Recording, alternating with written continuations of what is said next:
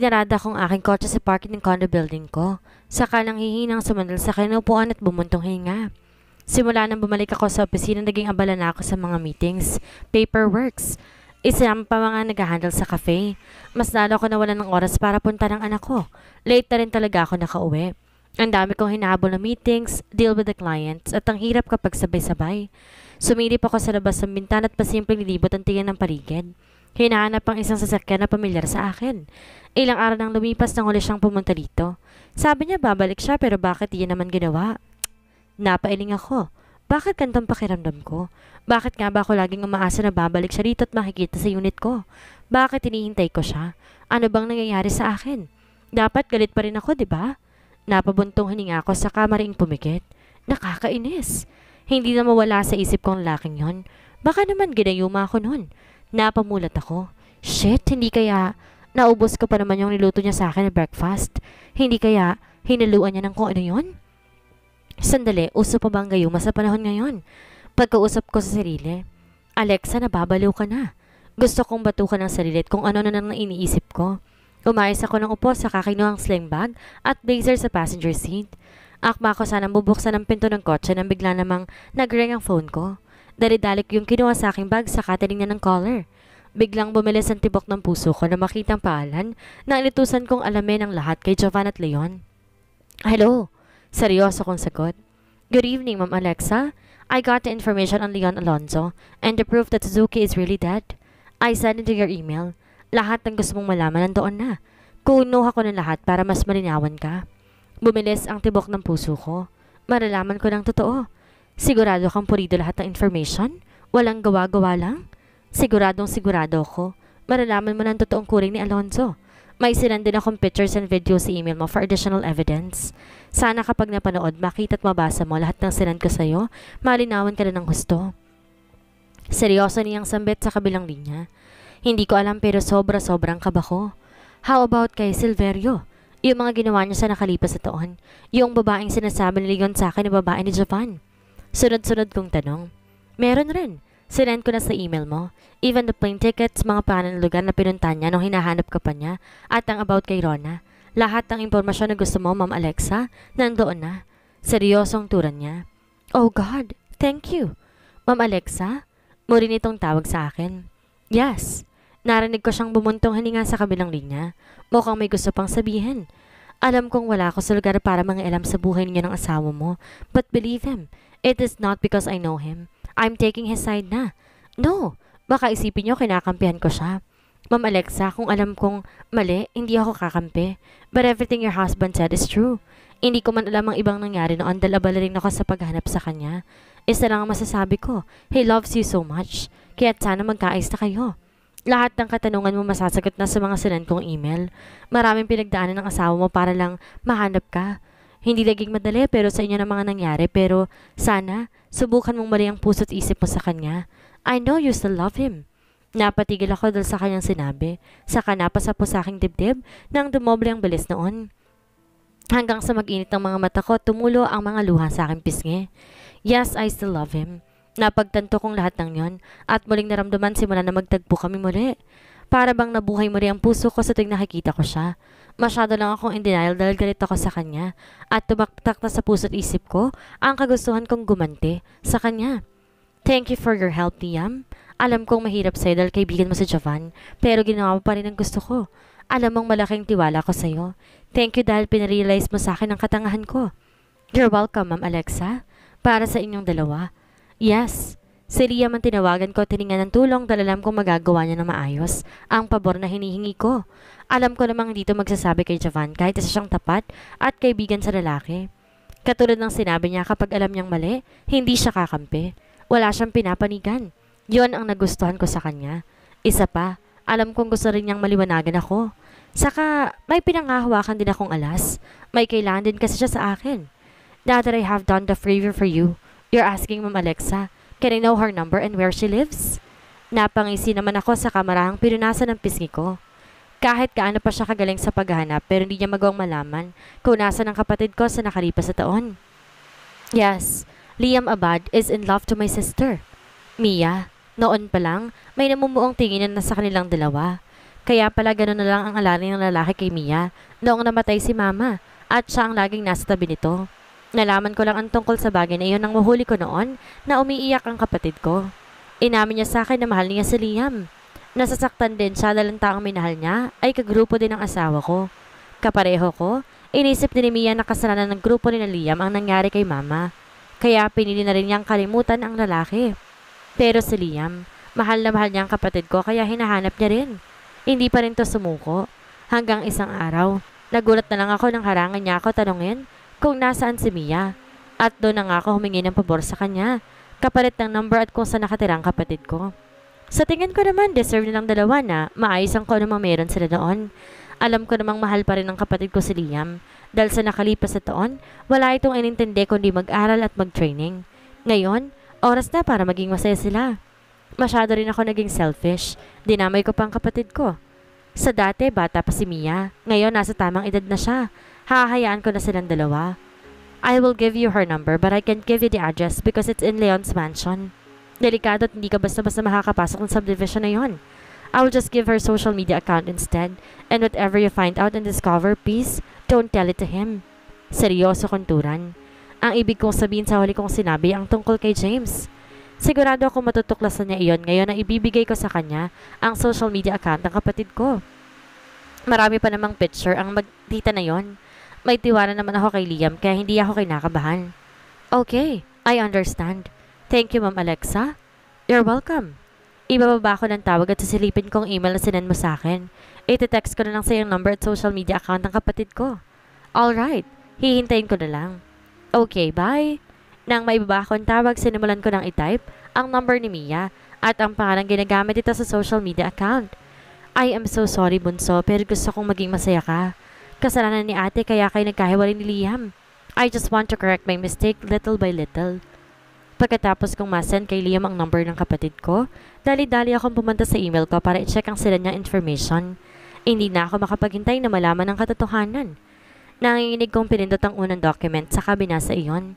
Natulala ako sa aking cellphone habang nanginginig ang mga kamay. Hindi ako makapaniwala sa mga nababasa ko. Jovan is right. Isa si Leon Alonzo sa matinding kalaban talaga ng underground dahil sa lungat sa mga ginagawa ni Jovan. Marami ang napatay ng inosente dahil sa pera at kapangyarihan. Kabaliktaran ng mga kinuwento niya sa akin. Tinignan ko ang picture na sinend sa akin ni Liam.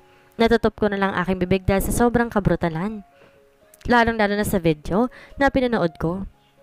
Walang awang pinagbabaril ni Leon ang isang pamilya habang tumatawa na parang isang demonyo. Sobrang saya nito habang walang awang pinagbabaril ang mga taong walang kalaban-laban. Nagtaasan ng balahibo sa aking katawan. Hindi ko alaing nagpauto at naniwala ko sa isang katulad niya. Tama nga si Jovan. Magaling mang uto at magpaikot to ng tao. Isa siyang baliw. Demonyo. Walang awa. Hindi ko na tinapos ang video na yun dahil hindi ko kaya. May isa pa akong pinanood na video. Kopya ng isang CCTV footage. Nahigit kong aking hininga na marinig ang sinabi niya sa mga tauhan na kausap. Unti-unting nagtuluan ng luha ko habang nanginginig ang mga kamay. Si Leon Alonzo ang nag-utos na patayin ng mama ko. Pinalabas na lang na si Suzuki nga. Simula pa lang planado ng lahat.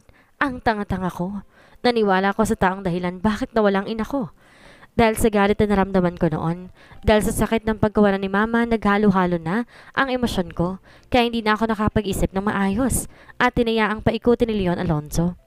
Siya ang mortal na kalaban ni Jovan. Sobrang sama niya. Hayop! Pati ang mama ko dinamay niya at prinano niya na magalit talaga ako kay Jovan. Tuluyan na nga ako ng hina at napahagulgol. Hindi ko na tinapos ang pinapanood at pagbabasa. Sa mga nakikita ko pa lang at konting nabasa, sigurado na ako. Si Leon Alonzo ang totoong kalaban at hindi ang asawa ko. Napasa po na lamang ako sa aking mukha at umiyak ng umiyak. Isa akong malaking tanga. Nagpauto ng basta-basta dahil sa galit na hindi ako nag-isip ng tama. Ano ba itong nagawa ako? Paano ko haharapin si Jovan? Nasaktan ko siya ng sobra-sobra. Hindi ako nagtiwala sa kanya. Hindi ko deserve na mahalin ang katulad niya. Ang sakit-sakit. Bumalik na naman ang sakit na nakaraan. Mas doble nga lang ngayon dahil mali ako. Nagkamali ako ng taong pinagkatiwalaan. Bakit? Bakit idinamin ni Leon ang ina kong walang kaalam-alam sa mundong ginagalawan nila? Hayop siya. Pati ako dinamay niya. Tang-ina niya. Inalis ko ang mga kamay sa aking mukha. Galit na tumingin sa manibela. Naikuyom ko rin ang aking kamao dahil sa namumuong galit sa aking sistema. Hayop ka, Leon Alonzo? Pinaikot mo ko. Pinatay mong nanay ko at nilayo mo ko sa aking asawa. Ikaw ang dahilan kung bakit ko siya kinamuhian. You will pay for everything. Lahat ng sinabi sa akin ni Jovan ay totoo. Ibig sabihin, ninanyan pa talaga ako sa nakalipas na taon. Lahat ng sinabi sa akin ni Leon Alonzo, kasinungalingan. Nilaso niyang isip ko at hiniya na magtanim ng galit. Kaya pala tinulungan niya ako sa plano kong paghihigante. Ito ang gusto niya, ang magpatayin kami mag-asawa. Ang mapatay ko ang sarili kong asawa. Alam niya na hindi ako magagawang saktan ni Jovan, kaya akong ginamit niya para madali niyang matatapos ang asawa ko nang walang kahirap-hirap. It now makes sense.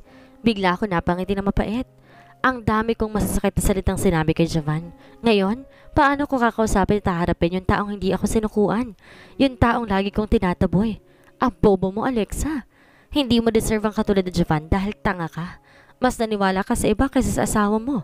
Ngayong alam ko na kung sino totoong may kasalanan ng pagkawalan ni Mama. Humanda ka sa akin, Leon Alonzo.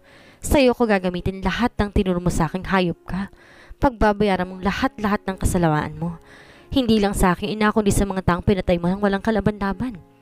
Nakabuo ako ng plano sa aking isip hanggang sa napagpasyan ko ng ayos na ng sarili at lumabas ng sasakyan. Masyado na pala ako napatagal sa kotse. Habang naglalakad wala ako sa wisyo hanggang sa sumakay ng elevator at pindutin ang number ng floor ko. Lutang na lutang ako dahil sa mga natuklasan. Nang makarating sa tamang palapag, agad ako lumabas ng elevator at parang zombie na naglakad na tinungo ang unit ko. Pagkabukas ko ng pinto, agad kong pumasok sa aking kondo at nang hihinang napasandal sa pinto. Dadaos-dosan ako pababa ng mapatigil dahil napansin kong may bulto ng taong nakaupo sa single sofa at nakaharap sa akin. Dahil madilim ang paligid, hindi ko alam kung sino yon. Bigla akong kinabahan at the same time, naging alerto. Bigla ako nabalik sa katinoan. Shit! May nakapasok sa unit ko. Bakit kasi wala ako sa sarili at di ko agad napansin? Jeez! Mapapahamak pa yata ako. Hinawakan ko ang saradura ng pinto at handa na sanang buksan niya na magsalitang taong nakaupo sa sofa. Bakit ngayon ka lang? Kanina pa ako nandito. Napasinghap ako nang makilala ang boses nito. Tumayo ito at naglakad patungo sa akin. Bago ito makalapit sa akin, binuksan na muna nitong ilaw. Kaya kitang-kita ko ang mukha niya na seryoso nakatingin sa akin. Jovan? Ang seryosong mukha ni Jovan, unti-unting napalitan ng pag-aalala. Mabilis nitong inilanghak mga agot namin at sinapong aking mukha. Your eyes are swollen. Did you cry? Why? Did something happen? Tell me. Nag-aalala niyang tanong. Titig na titig siya sa aking mukha habang ako hindi alam ang sasabihin. Nakatitig lang din ako sa kanya hanggang sa nangilid ang mga luha ko at tumulo. Mas lalo naman tong nataranta. Shit! Why are you crying, wife? Please, tell me. May masakit ba sa'yo? May nangyari ba? Hindi ko sanagot ang kanyang mga tanong at basta na lang siyang dinamba ng yakap. Nagulat naman to sa aking ginawa. Hindi nito iyon inaasahan. Ilang minuto tong di nakagalaw dahil sa gulat pero kalaunan, girantan din ako ng yakap habang hinahagod ang aking likod. Umiyak lang ako nang umiyak sa kanyang bisig. Ang laki-laki ng kasalanan ko sa kanya. Hindi ko alam kung anong sasabihin ko sa kanya at papaano ko hingi ng tawad. Ang bobo ko at tanga-tanga. Shh! It's okay, wife. I'm here. Hindi kita pababayaan. Pag-aalo nito sa akin. Napakalambing ng kanyang boses. Napakatagal na safe talaga ako sa kanyang bisig. Feeling ko, agad kumalma ang katawang lupa ko. At mas lalo ko pang siliksik ang mukha ko sa kanyang dibdib. Hinayaan kong sariling magsawa. Inabot siguro kami ng 10 minuto sa ganong ayos bago ko nagpa siyang lumayo. Nahihiya ako di makatingin sa kanya ng maayos. Kinain kong lahat ng sinabi ko sa kanya. Okay ka na? Sabihin mo sa akin bakit mugto ang mga mata mo? May nangyari ba sa'yo? Mabilis naman akong umiling sa kasi nilagpasan at dumiretso na sa mahabang couch. Akala ko susunod siya sa akin pero nakita ko na lang siyang dumiretso sa kusina at may kinuha doon. Pagbalik may daladala nitong isang basong tubig. Tumabi siya sa akin sa kanilahan ng basong hawak. Here, drink this first. Walang imik na kinuko yun sa kauminom. Kanina pa rin talaga ako nauuhaw. Naubos ko lang naman ang baso. Kinuha niya ang baso sa kamay ko sa kanilapag sa center table. Now, can you tell me why your eyes are swollen? I am worried, wife, so please, sabihin mo sa akin. Masuyo niyang turan. Nang salubungin ko ang tingin niya, napakalaman-laman yon. Nababasa ko rin ang kanyang mga matang pag-alala at takot. Mabilis kong iniwas ang tingin at bumagsak yon sa aking palad. Hindi ko alam paano ko sasabihin sa kanya na alam ko ng totoo. Napapitag ako nang hawakan niya isa kong kamay. Please, wife, pagsusumamo nito. Napabuntong hininga ako sa kinalmang sarili. I know the truth. Alam ko ng salirang dahilan kung bakit namatay si Mama. Garalgal ang boses sa turan ko. Naramdaman ko naman ang paghigpit niya ng hawak sa aking kamay. Hindi rin siya umimik. Mukhang inihintay ang iba ko pang sasabihin. Nag-imbestiga ako para malaman ang katotohanan na tama ka. Lahat ng sinabi mo sa akin ay tama. Si Leon Alonzo ang may pakana ng lahat. Planado pala niyang lahat simula pa lamang. Pinaiikot niya ako at paniniwala sa isang kasinungalingan para magalit ako sa'yo at kamuhian kita. Gusto niyang magtanim ako ng galit sa'yo at maghiganti. Alam niya na hindi mo ako kayang saktan. Kaya akong ginamit niya laban sa'yo. Muli, nagtuluan ng mga luha ko at mas lalong humigpit ang hawak niya sa aking kamay. Pinagpatuloy kong sinasabi. Lahat ng sinabi niya sa akin kabaliktaran sa katotohanan. Lahat kasinungalingan. Hindi ko akalaing napaikot niya ako ng ganun kadali. Napakatanga ko dahil naniwala ako agad. Kaya pala lagi siyang updated sa mga ginagawa mo. Yun nga lang dinadagdagan niyang kwento sa akin para mas magalit ako ng gusto sa'yo. Kaya pala hiniyaan niya lang ako sa gusto kong paghihigante dahil yun ang gusto talaga niya. Kaya pala tinuruan niya ako sa lahat kahit sa pakikipaglaban. Tumigil ako sa kalakas na bumaling sa kanya. Sinalubong ang mga mata niya. Seryoso lamang ito't walang emosyong nakatingin sa akin. Hindi ko mabasa kung anong iniisip niya. Kung galit ba siya sa akin o ano. Sunod-sunod nagtuluan ng mga luha ko. I'm so sorry. Sorry sa lahat na nagawa at nasabi ko sa'yo. Alam kong walang-wala ang paghingi ko ng tawad sa sakit na binigay ko sa'yo. Isa akong tanga at siguro nga tama ka. Hindi ganon kalalim ang pagmamahal ko sa'yo noon. Kaya nagwa ako maniwala sa iba at iwan ka na lang basta-basta. Naintindihan ko kung bakit hindi mo ako mapapatawad. Hindi ko deserve yon. Hindi ko deserve ang pagmamahal mo. Napasinghap ako nang bigla niya akong kabigin at muling ikulong sa kanyang bisig. Don't say that, wife. Hindi ako galit sa'yo. Naiintindihan kong lahat. Mahal na mahal kita. At yun ang nangingibabaw sa akin. Ang importante ngayon nandito ka na at alam mo ng totoo. Masaya akong bumalik ka na sa buhay ko. Napahagulgol na ako ng iyak at mas sumubsob sa kanyang dibdib. Bakit ganito siya? Ang laki-laki ng kasalanan ko sa kanya pero napakadali sa kanyang patawarin ako. 6 na taon. Hindi birong taong iniwan ko siya at nasaktan. Why, Jovan? Deserve ko ba to? Naramdaman kong pagyakap niya sa akin ng mas mahigpit at ang mumunting halik sa aking ulo. I love you, wife. Hindi nagbagong pagmamahal ko sa'yo sa nakalipas na taon. Malambing niyang turan. Mahal din kita, Jovan. Huwag kang mag-alala. Babawi ako sa'yo. Pagbabayaran ni Leon Alonzo ang lahat ng ginawa niya sa atin. Hindi ako makakapayag na hindi mahaganti sa lahat ng ginawa niya sa akin, sa atin at sa pamilya ko. Gagawin kong lahat para makuha siya para kay Mama at sa ibang taong pinapatay niya na walang awa. Sambit ko sa aking isip. Maya-maya lumayo na ako sa yakap namin at nagkangatantingin sa kanya. Marahan naman niyang pininasan ng mga luha sa aking pisngi. Saka kami nagkatitigang dalawa. Napanunok naman ako dahil kakaibang tingin ginagawad niya sa akin. Hanggang sa mababa ang tingin nito sa aking labi. I love you, wife, and I miss you. Mahinang sambit niya. Magsasalita sana ako na mabilis niyang sinakop ng mainit niyang labi, ang aking labi, hanggang sa naramdaman ko na lang na dahan-dahan niya na akong inihiga sa may sofa. At doon mo rin namin pinagsaluhan ang init ng aming pagnanasa. Naramdaman kong mainit na likidong pumuno sa akin. Na makaraos bumaba ang tiyan niya sa akin habang humahangos, I miss you, wife, and welcome back to my life. Namamaos yung turan sa ako ginawa ng halik sa aking labi. Kinabukasan, nagising ako na may ngiti sa labi. Saka dahan-dahan bumangon ng maramdaman na wala pa pala akong katabi. May naamoy akong mabango, ibig sabihin nasa kusina siya. Sa 6 na taon ngayon ko lang ulit naranasan na makatulog na maayos at masarap. Ewan, sobrang himbing ng tulog ko habang nakayakap kay Jovan. Iba talaga kapag nakadikit ako sa kanya. Pumapayapa ang katawang lupa ko. Bumangon na ako saka dumiretso sa banyo para maghilamos sa toothbrush bago punta ng asawa ko sa kusina. Napangisi ako. Ang sarap sa pakiramdam na matawag ko ulit na asawang lalaking mahal ko at sobrang mahal na mahal ko. Napahagaan sa pakiramdam kapag wala ka ng kinikimkim na galit sa puso mo. Matapos makapag-ayos ang sarili, kinuha kong cellphone ko sa bedside table. Katabi ng phone ni Jovan bago lumabas ng kwarto at nagtungo sa kusina. Wala akong balak pumasok ngayon sa opisina. May kailangan akong gawin ngayong araw. Naabutan ko si Jovan na nakaharap sa kalan at busy sa pagluluto. Napanunok ako na makita na naman ang malapad niyang likod. Bakit kahit nakatalikod ang lakas pa rin ng kanyang dating? Lalo na ngayon na may tattoo siya. Buwaba ang mata ko sa matambok ng pet. Napaka-perfect na lalaking to. Dumingon to sa gawi ko na maramdaman ang presensya ko, saka matamis ng umiti. Good morning, wife. Gising ka na pala. Upo ka na't matatapos itong fried rice na niluluto ko. Turan niya saka hinarap ulit ang niluluto. Nilagay ko sa bulsa ng short kong hawak na cellphone bago humakbang palapit sa kanya. Hindi pa rin ako makapaniwalang marunong itong magluto at masasarap pa. Tumigil ako sa kanyang gilid at tinignan ang ginagawa nito. May maitutulong ba ako? Tanong ko. Sinulyapan niya naman ako. Wala na, wife. Nakaredy ng lahat sa table. Ako nang bahala dito. Maupo ka na doon.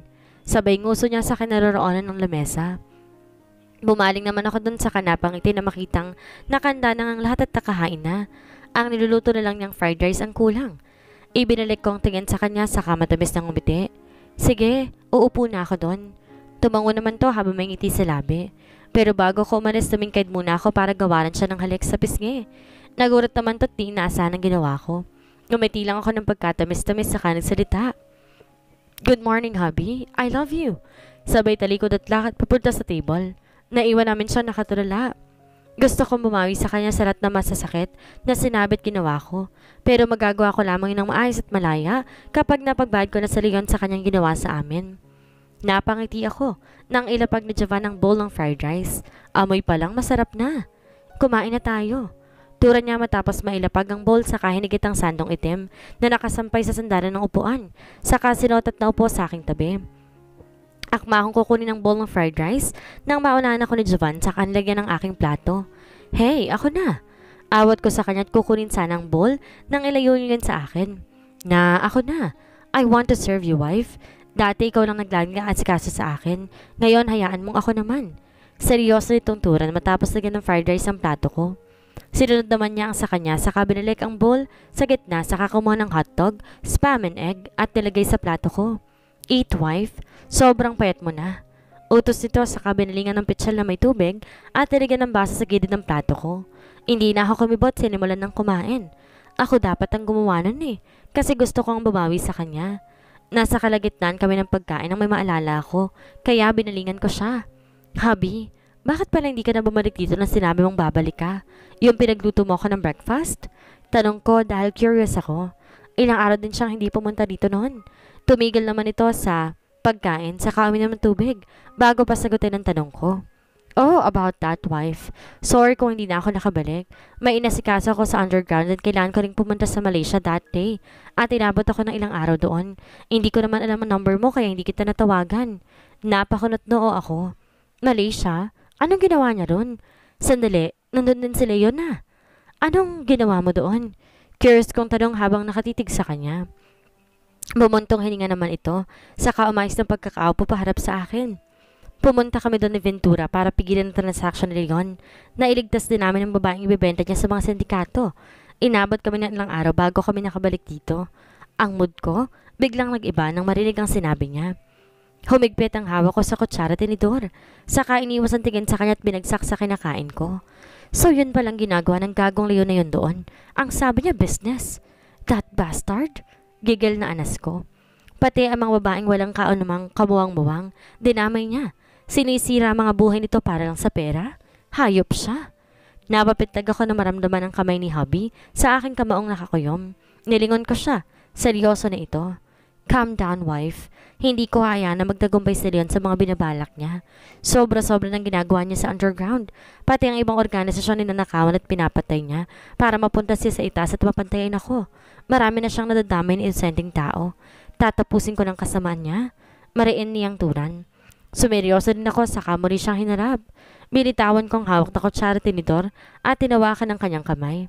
I will help you, hubby. Gusto kong gumanti sa kanya dahil sa ginawa niya sa aking pagpapaikot at sa pagpatay niya kay mama.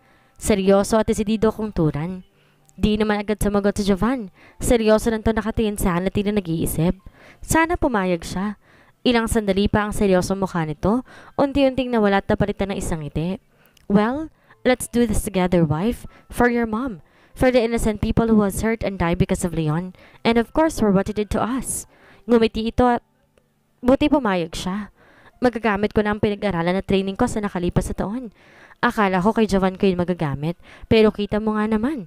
Kung sino pa nagturo sa akin, sa kanya ko pa magagamit ang lahat. Wait for our revenge, Leon Alonzo. Papalit na ang babagsak mo. Yes, let's do this together. Sabay natin pababagsakin si... Hindi ko na natuloy ang sinasabi nang biglang tumunog ang cellphone ko na nasa aking bulsa. Nagkatinginan muna kami ni Hubby saka ako dinukot ang cellphone ko para i-check kung sino tumatawag. Biglang nagdilim ang paningin ko ng isang international number ang tumatawag. Means si Leon. Ito lang naman ang tatawag sa akin na nasa ibang bansa. Speaking of the devil, seryoso kong anak, saka binalingan si Hubby at hinarap siya ang phone ko. Answer it. I-loudspeaker mo. I want to hear what he has to say to you. Tumango naman ako at sinenyasan siyang huwag maingay. Kinakabahan ako dahil ilang araw din tong hindi tumatawag sa akin. Kinalma ko ang sarili saka sinagot ang tawag. Katulad ng gusto ng asawa ko, ni-loudspeaker ko yon. Hello? Hello Lexa, it's me Leon. How are you? Malambing na tanong nito. Gusto kong masuka dahil sa tono ng pananalita nito. Akala mo walang ginagawang mali. Akala mo inosenteng hayop. Leon, ikaw pala. Eto, okay lang busy sa kumpanya at sa cafe. How about you? Bakit ngayon ka lang pala napatawag? Pinasigla ko ang boses. Yung katulad ng normal kong pagkausap sa kanya. Kailangan kong kumalma. Hindi dapat ako mahalata na alam ko ng totoo. Ah, you miss me? Sorry Lexa, marami lang akong ginagawa rito eh. Sobrang busy ko. Ngayon lang ako nagkaroon ng konting oras para makatawag sa'yo. I miss you. Baka sa susunod na araw umuwi na ako ng Pinas. Magkikita na ulit tayo. Napatitig ako kay Jovan na mapansin ang pagkuyom ng kamao nito. Halatang hindi niya nagustuhan ang sinabi ni Leon. Sinenyasan ko siyang kumalma. Sa susunod na araw? Akala ko aabutin ka na 3 linggo dyan o 1 buwan. Nagtataka kong tanong. Shit, bakit ang bilis naman niyang umuwi? Hindi ko pa nga nasisimulan ng mga plano ko para sa kanya. Kailangan kong umuwi dahil nabulilas ang business ko. Dito, dahil sa ex-husband mo. Nangaialam siya sa importanteng meeting ko. Kaya nakapag-desisyon akong umuwi para tulungan ka sa paghihiganti sa kanya. Tayong dalawang papabagsak sa gago mong ex. Nagkatinginan kami ni Japan. Ngumisi lamang naman ito at pakul na samandal sa upuan. Habang taimtim pa rin na nakatingin sa akin. Sa tono ng pananalita ni Leon, halata na galit ito. At alam ko naman ang dahilan ng kinagagalit niya dahil nasabi na nga ngayon ni Jovan ang dahilan bakit siya pumunta ng Malaysia. Why? Anong ginawa niya sa'yo? Pinaseryoso kong boses at kunwari galit. Malaki Alexa. Napakalaking perang nawala sa akin dahil sa pananabotahin ng hayop na Silverio na yon. Uuwi ako para gumante. May plano ako na buo. Sasabihin ko na lang sa'yo kapag nakauwi na ako dyan para mas maintindihan mo. Okay, sige. Hihintayin ko na lang pag-uwi mo. Tawagan mo ko o i-text para masundo kita sa airport. Biglang bumasangot si Jovan dahil sa aking sinambit. Sorry, hubby, pero kailangan ko yung sabihin para hindi tayo mahalata. Thank you, Lexa. Tatawagan kita para sabihin sa'yo ang oras ng flight ko at dating sa Pinas. Anyway, kumusta palang plano mo? Umaayon bang lahat? Nahihirapan na ba si Jovan? Nagmumukhang tanga? Kahit hindi ko nakikita si Leon, alam kong nakangisi to ngayon. Oo, umaayon sa lahat ng plano. Planong pabagsakin ka. Gago. Oo. Pilit pa rin si Silverio na humingi ng appointment sa JJ. Pinapahirapan ko siya. Pero next week bala ko na nga magpakita sa kanya. Oh, that's good. Let's see the reaction of your ex kapag nakita ka niya. Oo nga pala. Nakalimutan kong sabihin na yung plano ko ay nasimulan ko na rin habang nandito ako. Konting ganti lang naman yun kay Silverio. Parang kagat lang ng langgam. Patikim ba? Simula pa rin ng paghihiganti ko. And the rest, tayong dalawa nang gagawa. Sasabihin ko sa iyong buo kong plano kapag nakita na tayo. Nanlaki ang matakot na paayos ng upo. Nasimulan na niya ang plano niya? Kinakabahan akong tumingin kay Japan na ngayon ay nakatiimbagang. What do you mean? Nasimulan mo na? Anong ginawa mo? Seryoso kong tanong pero sobrang kaba ko. Shit, anong ginawa niya? Well, like I said, patikim pa lang ginawa ko. May inutos na ako sa mga tauhan ko na, Sir, excuse me pero magsisimula ng meeting niyo with Mr. Fuji. Dinig naming singit ng isang babae. Hindi na ito rin ni Leon na sinasabi niya. Ano yung pinagawa niya sa mga tauhan niya? Oh, okay. Sige, susunod na ako. Okay, sir. Lexa, I need to go. Magsisimula ng meeting ko. Tatawag na lang ko ulit mamaya kapag may free time ulit ako. Napapikit ako ng mariin. Shit naman. Okay, sige. Intayin ko ang tawag mo. Sana tumawag siya mamaya para matanong ko kung anong ginawa niya. Alright, bye-bye. See you soon, Lexa. Bye. See you and take care. Humigpit ang hawak ko sa aking cellphone nang mawala na sa linya sa Leon. Saka binalingan si Jovan. Anong gagawin natin ngayon, hubby? Hindi yan nasabi ko nung ginawa niya. Kabado kong tanong. Seryoso naman niya akong tinitigan. We need to find out what he did. I will call Liam. Kukunin ko lang cellphone ko sa kwarto mo. Tumango naman ako saka siya tumayo. Kakatalikod lang sa akin ni Jovan at tahakbang na sana nang biglang may nag-doorbell. Bigla siyang napalingon sa akin. Nagkatitigan kaming dalawa. May inaasahan ka bang bisita ngayon? Nakakulot noon yung tanong. Mabilis akong umiling saka tumayo na. Baka staff lang, titignan ko muna. Dumiretso ka na sa kwarto at kunin mo ng cellphone mo, okay? Sabay kami naglakad palabas ng kusina. Ako, lumiko at tumiretso sa main door habang si Jovan naman, diretso sa aking kwarto. Sumilip ako sa peephole para tignan kung sinong tao sa labas. Kaso nakayuko ito at ang buhok lang ang nakikita ko. Pero base sa buhok, lalaki ang nasa labas. Nakakunot na akong umatras. Sino kaya to? Isa sa mga guards? Muli ito nag-doorbell but this time 3 beses at para nagmamadali. Mabilis kong binuksan ang pinto at napatigil. Baka sa mukha akong gulat na makilalang lalaki sa aking harap. Anong ginagawa niya rito? Sino kayang lalaking nasa harapan ni Alexa? Ano nga kayang planong ginawa ni Leon para paghigantihan si Jovan? Magawa kay ni Alexa ang paghiganti kay Leon nang hindi na siya nahahalata. Yan ang ating nga alamin sa susunod nating kabanata.